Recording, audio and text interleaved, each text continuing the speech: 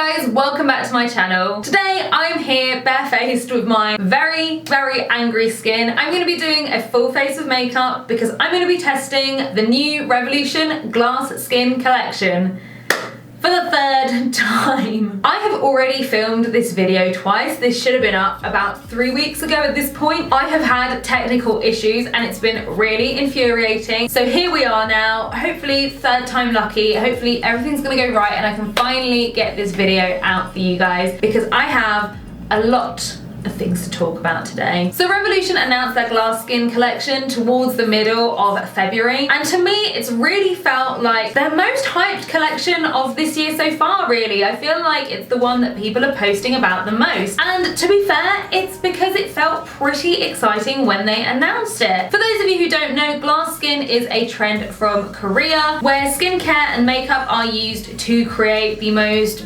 beautifully perfected, flawless, gorgeous skin that is so glowy that it almost looks transparent and therefore like glass. The collection came out on Friday the 21st of February. It's made up of 5 categories of item that come in different finishes and shades. So in total you have 10 items to choose from. I of course ordered them on the first day that they came out because I was really impatient to try them out. I was going to get one of each. However, when I put everything in my basket, it came to £39. Which is a lot of money for Revolution. I took one of those out. My total came to £29. But just to let you guys know, if you guys are planning on ordering one of each, your total is going to be either £39 or £41. The items should have arrived on the following Monday. However, I was out of the house, so I went to pick them up from the depot on Tuesday, made my first attempt at filming, and yet here we are today. It's now the 11th of March, so hopefully this video is going to be up very soon. The way I normally do my videos is to go into the details of the items first and then demonstrate them, try them out, see what we think of it. But today I am going to do things a little bit differently because Revolution actually posted a blog post that goes hand in hand with this collection called How to Get Glass Skin with Makeup. This particular post details 7 steps to get glass skin, so I thought it would be a lot more fun to run through these steps together, see if they give us any tips, any tricks, any best practices to achieve glass skin with their collection. They actually include skincare as well as makeup. So right now all I've done is wash my face and applied a clay mask to my T-zone because things were feeling really congested and I don't think it's helped in any way. Right now it just feels really dry. So I really need to jump in and pop some skincare on. So let's jump right in and see if I can get glass skin today with these new Revolution products. So the post starts off with a little bit of an introduction about glass skin. I will link the post down below in case you guys want to check it out. I'm just going to jump straight into step 1, which is prep. As this trend is all about gorgeous skin, prepping with skincare is important. Our favourites for baby soft, poreless skin are the Revolution Skincare Glycolic Acid, 2% Hyaluronic Acid, Plumping and Hydrating Serum, 15% Niacinamide and Hydration Boost. Now I absolutely love that they are including a skincare step because when I think Korean beauty, I definitely think Korean skincare. I actually only own one of the products on this list, so I'm just going to jump into whatever I have in my collection that is the closest. The first one is the glycolic acid, which I don't have, so instead I'm going to jump into my Clinique Anti-Blemish Solutions Clarifying Lotion. This is what I use as my exfoliator on a daily basis anyway, and it contains salicylic acid, so I think this is what I've got in my collection that's going to come the closest. I also love that they are including an exfoliation step in here. It's going to get rid of all those dead skin cells, so if you do feel like your skin can be a bit dull, it doesn't really have any glow to it, it's going to make a huge difference. Next up is their hyaluronic acid serum, and again I don't have that one. I'm not sure I've even ever tried it, but I do have the one from The Ordinary. I've spoken about this one before. It's really cheap when I need that extra boost. It does feel really nice. My skin just couldn't feel any less smooth at the moment. I love how sticky it feels. Is that weird? Next up on the list is Niacinamide, and again I don't have theirs, but I literally this week got the one from the Inkey list. I'm just going to use a little bit of this And niacinamide is one of those superstar ingredients at the moment. It's going to help with breakouts, oiliness. Oh, things are stinging a little bit right now. Last on the list is the Hydration Boost, and that is the product that I do own. It's really nice. I was loving it over the summer. It's super lightweight. It absorbs really quickly, and it's fragrance free, which can be hard to find in a really affordable moisturizer. So I just like to dot it around. I have definitely taken too much. And what I love about this one is that it feels like it dissolves into water as you're applying it, and it just feels so refreshing. Now, Revolution stopped the skincare portion of their tutorial there. However, there is one really important step missing, and that is SPF. At the time that they released this collection, they didn't actually have an SPF, so they weren't going to include one in the list. But the reason I'm really mentioning it is because at the start of this routine, we're using an acid. Acids do increase your sensitivity to sunlight, and while we should all be using an SPF every day, it is especially important to use one if you start doing chemical exfoliation. The one that I use at the moment is from Etude House. This is the Sunprise Mild Airy Finish. It does have a really nice fluid consistency, so it's not going to feel too thick, but it smells really strongly of lavender, which I'm not sure I really want fragrance in my SPF. But it is lightweight. It does feel nice on the skin. I'm just not sure I would repurchase it. Okay, ready to go outside. Not quite, because it's time for us to get into the makeup. Step 2 is prime. There's hashtag Team Shimmer and hashtag Team Dew when it comes to glass skin. Personally, I can't pull off dewiness, so I opt for more of a radiant shimmer with our Glass Liquid Skin Illuminating Skin Primer. However, if you dig dew, go for our Ultimate Dewy Finish Glass Skin Primer for a smooth, glowing finish. So I decided to go with the Glass Liquid Skin Illuminating Skin Primer. Can we take a moment for this packaging? I mean, it is really gorgeous. And inside, this is what it looks like. It has now completely separated, so it looks like it has some sort of powder at the bottom and then a liquid in the rest, which does look really runny. So I'll just give it a nice good shake. Wait, what? How much of a shake does this need? Bearing in mind that this is now my third time filming the video, this is the first time that I have seen it completely separated. So all around, even though I've shaken it, it still has a layer at the bottom, and then just at the front here, it started mixing in together. So this product is cruelty-free and vegan. I expected this to be like one of the liquid highlighters that they used to make, but when you pour it out, you can see it's a lot more runny, so nowhere near as thick a texture. And then when you blend it in, it has a very subtle sheen, just a very light glow. This particular primer retails for £8, while the other one retails for £10. So I picked it up because it was the cheaper option, and when it arrived, I did find it quite small for £8. This particular primer contains 17 milliliters. This is what is indicated on the bottle and on the box as well. I did look up a primer that I had from Revolution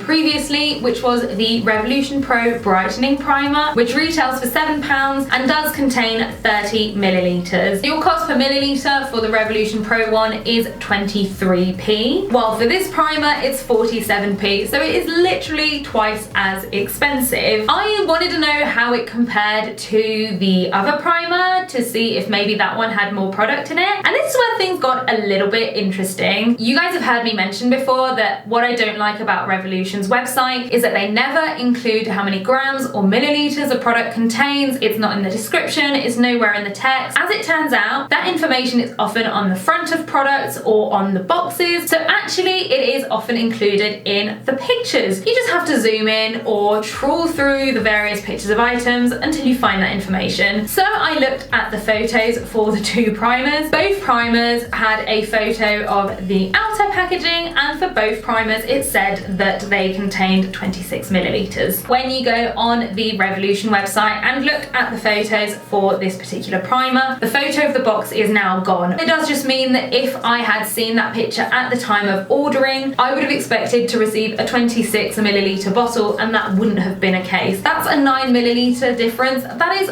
quite a big difference, and if I had known how little product this would contain compared to the other one, I would have bought that one, because as it turns out, the price per milliliter for the other one is 38p, and this one just works out a lot more expensive. Now that that rant is done, let's actually use the product. So it looks like it's all mixed in now. I can't see any more separation, but I'll give it one last shake. What I want to do today is just use it on half of my face because I want to see if I can actually see a difference and if it has any impact on how my makeup wears.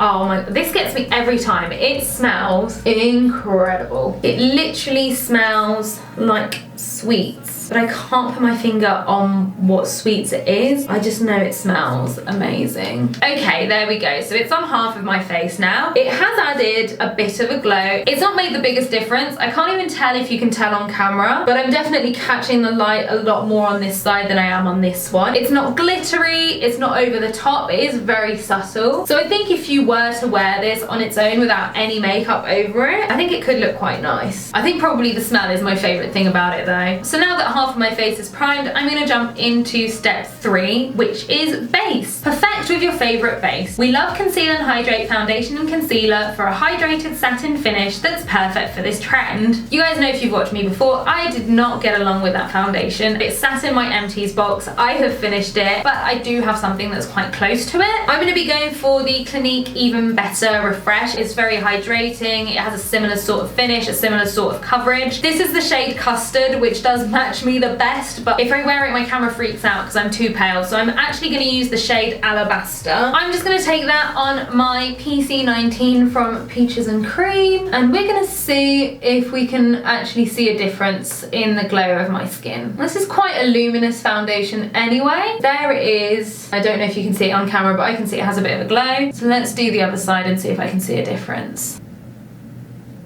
Okay, you know what? I think I can. This is why I wanted to do a half and half test, because when I used it all over my face, I didn't really feel like it looked more glowy. I didn't know if I could tell a difference or not, but it's there. There's something just a little bit smoother, I guess a little bit more radiant. The first time I filmed the video, I actually used my MUA Pro Base foundation, which is matte, because I wanted to see if the glow would come through with a matte foundation. I didn't really feel like it did. With something like this, which is a bit more glowy anyway, I do feel like I see it more. Is it a massive difference? No.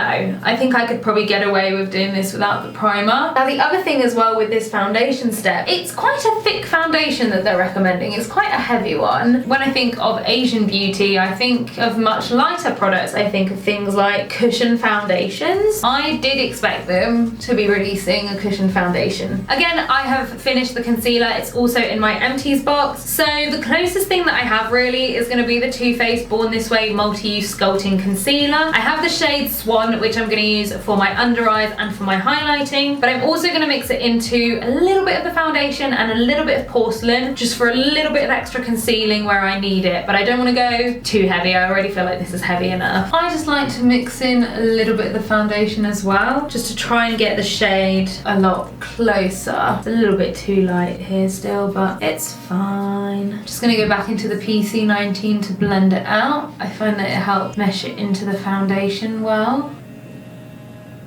So now I'm going to go into Swan for my highlighting and my under eyes, and I'm just going to use my Morphe M224, and I just apply just a little bit, just where I need it. And then to blend it out, I'm using the Peaches and Cream PC18. And I've said it before, but a little bit of this concealer really does go a long way. So I don't actually need that much product. And especially for this look, I don't want it, again, to be heavy. I want to try and keep things as light as possible. Then I'm going to do my under eyes as well, and I've started following Robert Welsh's advice, which is to blend it in with my fingers. It's really making a big difference. Since I've started using my fingers and applying less product, things are just improving, just going that little bit better. So there are no steps for contouring or bronzing or blush, but you know what? I've been eating too much junk recently to not do any of that. I just don't have enough shape in my face at the moment, so I need to add a little bit back in. I'm going to use the MUA Blushed Liquid Cream Blush. This is the shade Misty Rose. The colour looks so scary when it comes out of the pot, but I'm just going to use it with my fingers, and when you blend it in, it's just a really nice sheer tone. I would love to see what things would look like if I had maybe just the primer and then just this cream blush over it, just keeping things extra light really. Again, I'm really surprised that Revolution didn't jump on and add any sort of blushes. I thought they might include some sort of cream blush or cushion blush, but no. I'm gonna add some on my nose as well, and I'm also gonna bring it up into my temples actually. Again, I'm not doing any contouring, but I want to add a bit of colour, make myself just feel a little bit healthier. I think it's showing up more in real life than it is on camera. I just think it's a cute little amount of blush. I'm just gonna help blend it in just a little bit with my foundation brush, and that's it.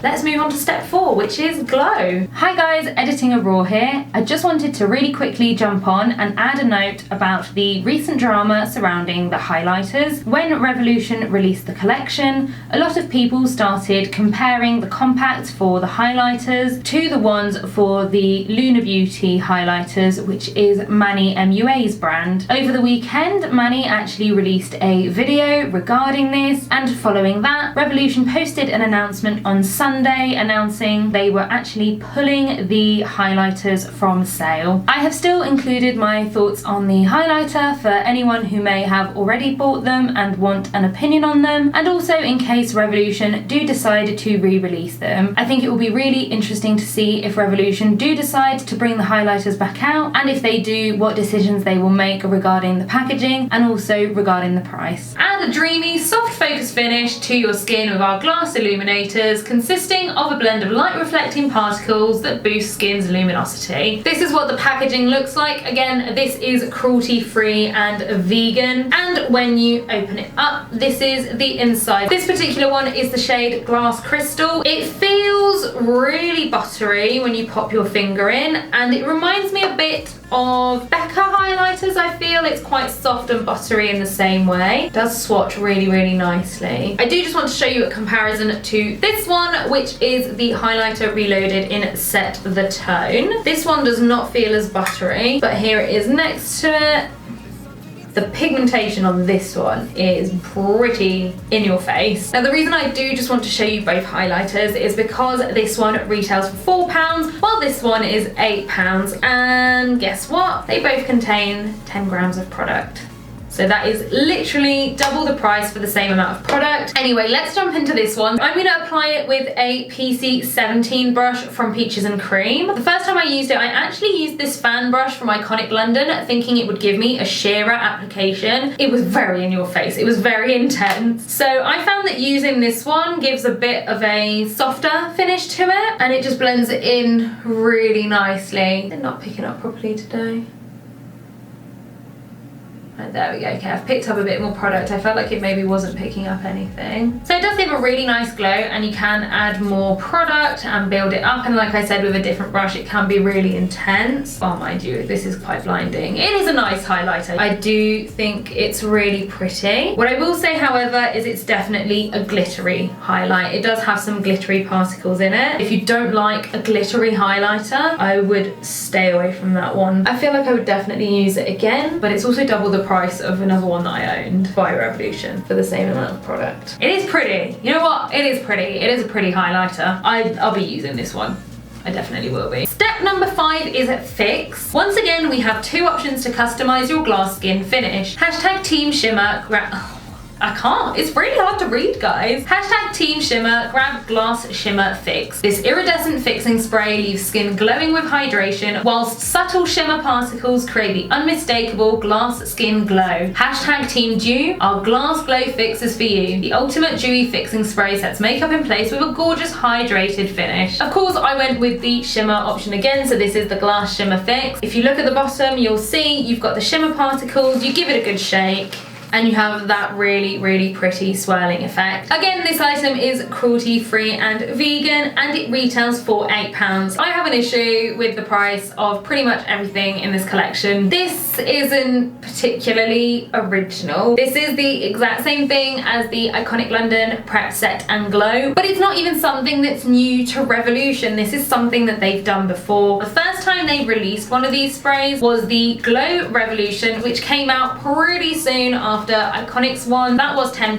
and I remember people complaining about that being expensive. But here's the thing with that one, when you take a closer look at those photos on the website, you can see that that one contains 200 millilitres. And it's £2 more, but it's double the size. There is also an option from Makeup Obsession, which is slightly cheaper. It's the Fix and Glow spray. That one is £6, and when you look at the bottle, it's 100 millilitres. So it is the same size as this one for £2 less. So the best value for money option is going to be the original Revolution one, the bigger one for £10, and this is the worst one. This works out the most expensive. We're now on 3 out of 5 items, and it certainly feels like Revolution have hiked their prices up for this collection. So I've given the spray a good shake, and it's soaking wet. I feel like, you know what, I almost feel like this is a good thing that this video has been delayed several times, because I feel like new things keep happening every time. Because let me try and spray this.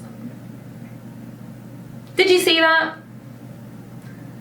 It's not spraying properly anymore. Bearing in mind that I opened this, what, 2-3 weeks ago, it actually isn't giving me a proper spray. It's unusable. All it's done is it's sprayed my top, it's sprayed my table. Oh, let's try.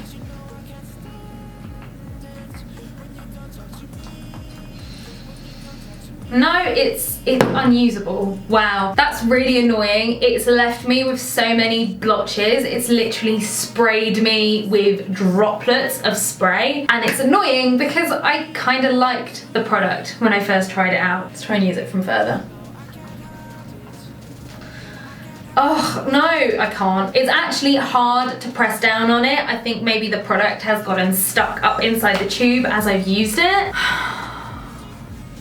I really feel like I wasted my money on this product. I picked it up knowing that I like a glittery setting spray, that I would get lots of use out of it in the summer. When I first used it, because I'd used that matte foundation, I didn't feel like I was getting any glow, but as soon as I sprayed this on, I felt really, really glowy again. And I know I always do with this type of setting spray, but it's unusable. I would have to decant it and put it into something else. So that's really, really negative, and I'm really disappointed because I did actually like the product. So let's move on. Let's just move straight on to the next step. So the next step is shadow. Enhance your look with our ultra pigmented shadows encased in a gorgeous diamond shaped palette with a combination of shimmer and matte shadows to create a dazzling look. I'm going to start by adding a little bit of Urban Decay Primer Potion. This is actually the item that I did not pick up in the collection, and that's because the eyeshadow palette retailed for £10. Now, I've spent £10 on eyeshadow palettes before. That's what all of the Forever Flawless eyeshadow palettes cost, but I had a little bit of an issue with it again because these palettes are in their 15 pan format, and those palettes normally retail for £5 each. I am actually today going to use the Revolution Forever Flawless Allure palette. I'll link you guys to the review. I really, really like this one. I'm going to take the shade Suave on a flat shadow brush and just kind of apply that all over my lid. As I mentioned when I was making the purchase, I didn't realise that I could find the weight on the website, so I just kind of assumed it was the same and left it at that. Once I realised the weights were on the website, I went back and took a look. The 15 pan palettes are actually incredibly good value for money because they all retail for £5, and the eyeshadows all contain 1.1 gram. These palettes, the Forever Flawless, also all contain 1.1 gram, and they are double the price for 3 eyeshadows more. So those 15 pan eyeshadow palettes are actually really, really good value for money normally. Now, in the Glass Skin collection, the weights are identical, which means that they have 15 eyeshadows at 1.1 gram for the same price as 18 eyeshadows at the same weight in this range. Just like the highlighters, I think the price has probably been put up because of the packaging, but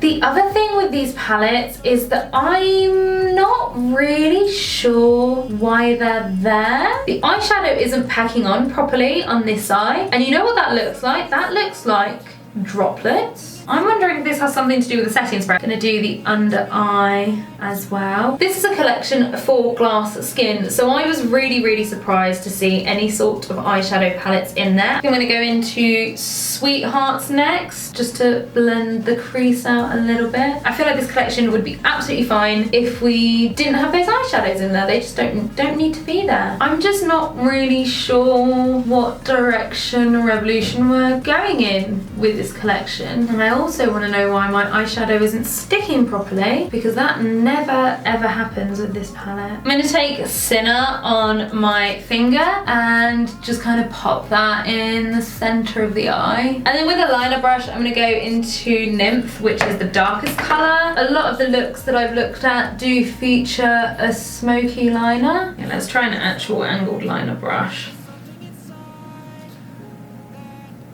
So a lot of tutorials that I've seen that feature liner just do it from half of the eye. Just going to use my Revolution Renaissance Flick really close to the lash line. Why is it so dirty? I'm just going to use it right in the lash line just to deepen that up a bit. Back in with a bit of Nymph. I'm just going to jump back into the highlighter, add a little bit underneath my brow, and then into my inner corner as well. And then for my mascara, I'm going to take the MUA Amplify Statement Lash. They sent me this one in PR, and I was pretty impressed with it, so let's try it again.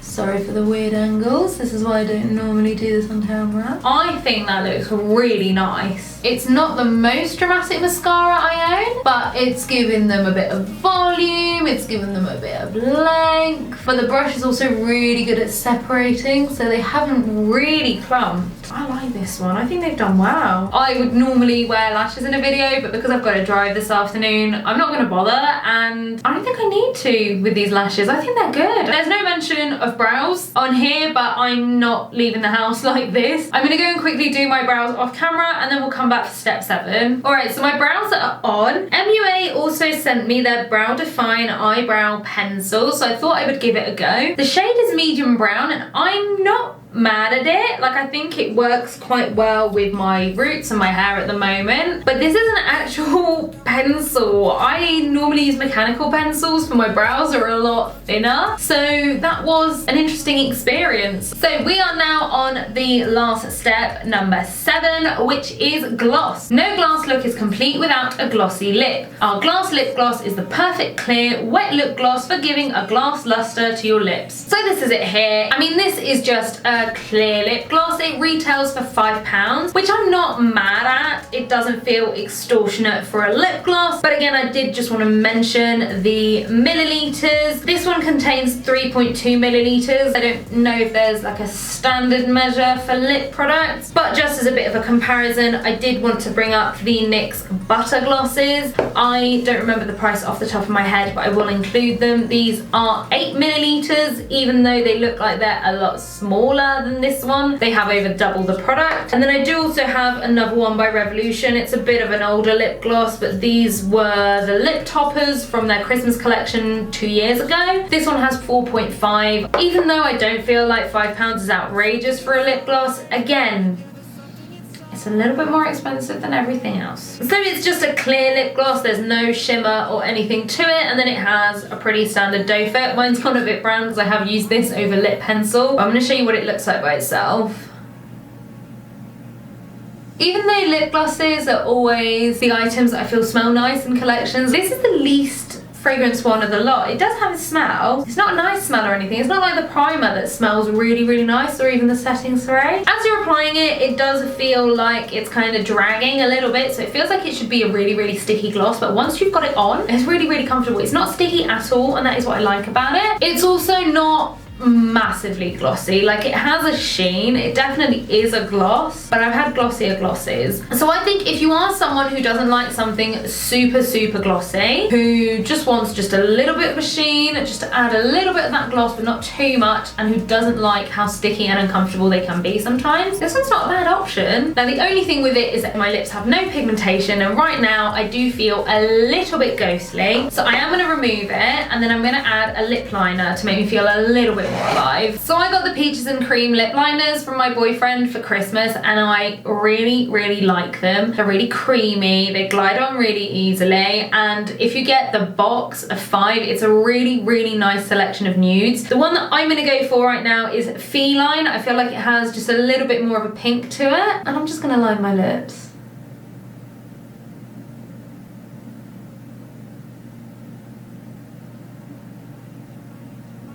I'm going to go back in with that gloss now.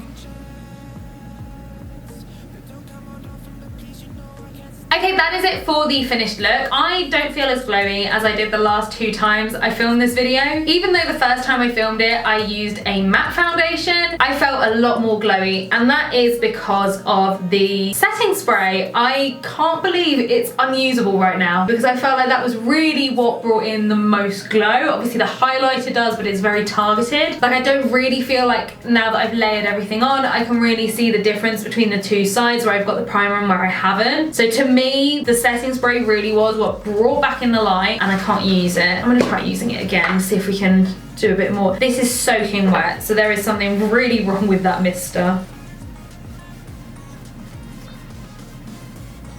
Oh my god, no. All it's done is spray my chin, so that is unusable. So it is now 11:30, so I am gonna leave things here. I'm not gonna touch the makeup anymore. I have to leave the house this afternoon. I need to leave for training in about an hour. So yeah, I'm just gonna leave it, and then when I'm back from training this afternoon, I'm gonna jump back on. We're gonna see how it survived. We're gonna see if I still look glowy or if I've turned into a big, oily, messy puddle, which could, quite frankly, be the case. So yeah, I'm gonna leave you guys now, and I'll see you when I'm back from my training. All right guys, so it is now just gone 5 o'clock. I have just gotten back from my training. Let's see how things are looking. I mean, first of all, there's just this situation on my cheek. I really want it to go away. I mean, overall my makeup really hasn't held up all that much. I think the worst areas might actually be where I put on the blush. It feels like the foundation maybe has kind of disintegrated a little bit more around there, so if I was going to use that blush again, I would definitely want a powder. But other than that, I'm not really noticing that it is better or worse on the side where I use the primer. I feel like it's pretty much equal, so I wouldn't say the primer has made any difference to the wear of the makeup. I don't necessarily think that this highlighter is the most flattering on my oily skin, maybe because it's got the glitter. It does look a bit like sweat. In terms of the longevity of the makeup, I'm not that shocked. Like I said, I have oily skin. The foundation that I use is more hydrating. That's not going to go with oily skin, so there is no surprise there. And I haven't used powder, I haven't used my normal primers, so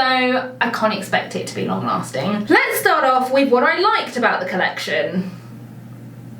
Okay, right, let's have a think. I think probably the highlight of the collection for me would be the highlighter. I know, that was really lame. It is a pretty highlighter. Like I said, it reminds me of the Becca ones. I'm just not sure it's the best for my oily skin, but again, it was combined with products that I wouldn't normally wear because I get so oily. I remember quite liking it when I wore the MUA Pro Base foundation, so maybe I just need to try it with my everyday foundations that do stay matte all day. But I would say that for me, that is the standout product from the collection. The most disappointing one is the Shimmer spray. In my first video that I filmed, I said that was probably my favourite product, even though again this type of product does nothing for my oily skin. I just like the way it looks. I love how it looks in photos, so I knew I was going to carry on using it even just for Instagram and things like that, and I can't use it. I'm almost glad that I had those technical issues and that I'm having to refilm now, because I'm finding out that the mister on this is terrible. When I shake it, it ends up covering everything in liquid here and nothing's coming out anymore. It's just bubbling out the front. Very upset with that. I know I'm repeating myself at this point, and I don't know if it is just mine, but considering this works out to be their most expensive shimmering spray, I would expect more. I've had my iconic London one for a year, and look at that, perfect mister. So I don't know what's going on with that one. It's really irritated me. I'm really upset. In terms of the other products, the gloss, I can't see it. The gloss is alright, there's nothing wrong with it. It's not going to be my favourite gloss, but it's there as an option when I want something basically a bit less glossy. When I just want something a bit understated, that would be a good option. I don't think I'm the right audience for this primer, not at the moment anyway. Like I said, I think if my skin was better, maybe I would try wearing it on its own. I did feel at the beginning like maybe it was having a different effect on this side, but that was when I just had the foundation on. Once I got to the highlighter, both sides looked identical, so there's no need to have this and the highlighter. It is the worst value for money one out of the 2 primers, but if you're someone who wears very light makeup, this could be for you. As for my overall thoughts on the collection, this one has really missed the mark for me. When they announced that they were having a glass skin collection, I was really excited. Like I said, I thought it was going to be really innovative, really exciting, maybe something different. In terms of the most innovative products, I'm gonna say it's the primers. It's still like nothing else I've got in my collection. I also don't have any primers like the other one in my collection, so I would say the primers are very innovative. Other than that, I could have done today's look without buying